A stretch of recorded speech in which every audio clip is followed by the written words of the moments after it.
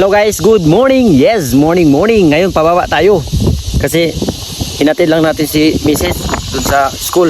At dito tayo ngayon sa Lapas. Kamsusa na, napakataas. So actually maganda na yung daanan dito eh. Kasi dati dumadaan ako, ginagawa pa. Ang hirap. Ngayon medyo time check, alas 8 na. Pero malamig pa rin. Pero maganda, hindi ngayon masyadong pags, hindi parehas kapon. Tignan nyo, pakita na rin. Yun, o diba ang laki ng bundok yun. Doon yung peak view guys, oh. Peak view yun doon, oh. O diba, pababa tayo. Yes! Tandaan lang tayo.